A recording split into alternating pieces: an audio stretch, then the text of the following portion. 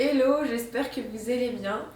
Aujourd'hui, on va parler de livres et plus spécialement de livres genre un peu mystère, cosy crime et tout, parce que c'est un genre littéraire que j'adore et je me suis rendu compte qu'on n'en est pas trop parlé et pourtant c'est vraiment sympa à lire et puis j'en ai lu pas mal ces derniers temps donc je me suis dit ça serait cool de faire une petite sélection.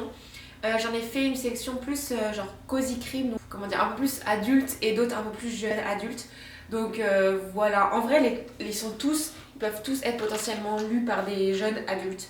Mais voilà, je vais vous faire cette petite sélection. Pour commencer à lire un peu des cosy crimes, je vous conseille sans hésiter les enquêtes de Loveday et Ryder. Donc là j'ai le tome 2, 3 et 4. Je n'ai pas lu le 1, ni du coup le 5 et le 6. Parce que en fait on m'a offert un jour celui-ci, ce qui est le deuxième, et du coup j'avais pas lu le premier, mais en fait c'est des histoires qui sont quand même assez indépendantes, même s'il y a un fil rouge un peu temporel, on peut lire les livres indépendamment. Donc ça c'est vraiment des livres que je vous recommande si vous voulez commencer à lire un peu de livres un peu mystère, avec des enquêtes et tout. Donc en fait dans ces livres-là, on fait la rencontre de Loveday et Ryder. Donc Loveday c'est une jeune policière et Ryder pardon, c'est un enquêteur qui fait ce genre de boulot depuis très longtemps. Ces livres se passent dans les années 60 et Loveday est une femme et du coup c'est assez marrant de voir sa place dans la société et tout, dans genre voir comment ça évolue. Mais c'est vraiment très simple à lire, les crimes sont vraiment cool. Voilà, c'est des HarperCollins et je vous les recommande sans hésiter. Ils coûtent 14,99€, 14,90€ l'unité, mais il me semble qu'ils sont sortis en format poche. Donc voilà, et d'ailleurs les deux derniers, ces deux-là, je les ai achetés sur Vinted pour genre 2 ou 3€, donc vous les trouvez assez facilement. Ensuite, le deuxième livre, c'est un livre en anglais par contre, c'est un peu spécial, mais c'est The Murder Game de Tom Hindle. On me l'a offert pour Noël et j'ai adoré. En fait, ça se déroule dans une. En fait, c'est une murder party. Donc, en fait, je sais pas si vous connaissez le principe de la murder party, mais le but, c'est d'organiser un faux crime dans un lieu durant une soirée, c'est de trouver quel est le coupable. Et en fait, pendant cette murder party qui est censée être factice, qui est censée être fausse, et bah finalement, il y a vraiment un meurtre et du coup, ils essayent de découvrir qui c'est.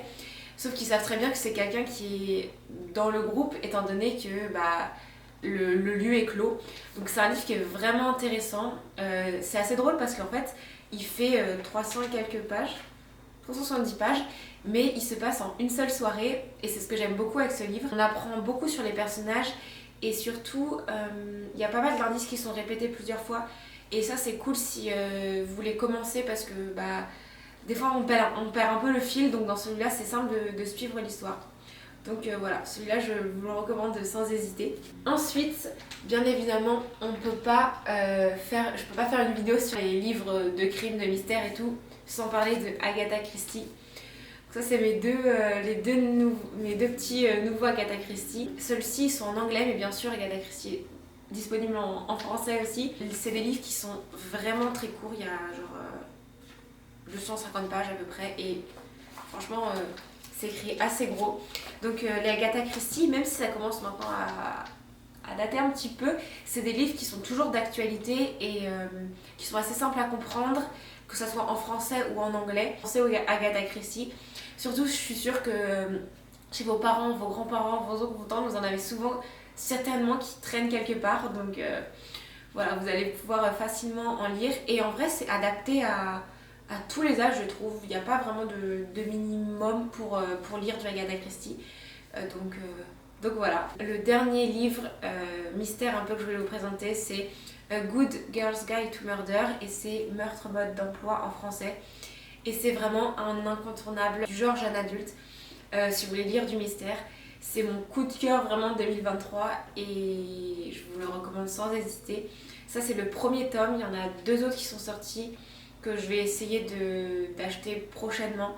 Je suis retournée à Shakespeare à Paris pour pouvoir l'acheter parce que celui-ci je l'ai acheté à Shakespeare et en fait il y a le petit tampon, du coup je voulais acheter les trois mais ils y étaient pas, donc voilà, je vais essayer de les trouver, tant pis, dans la librairie à côté de chez moi. mais je vous conseille sans hésiter Good Girl's Guide to Murder ou Meurtre porte d'emploi en français. Là c'est la version brochée, elle existe aussi en format poche en français, donc voilà, c'est un petit livre et je vous recommande vraiment. L'histoire est incroyable, le plot twist est incroyable, enfin voilà, lisez ce livre. Là c'est la fin de cette vidéo, j'espère que je vous ai donné quelques idées de prochaines lectures, surtout si vous lisez déjà ou vous voulez commencer à lire des livres un peu mystère, crime et tout. Donc merci d'avoir regardé cette vidéo et puis bah à bientôt.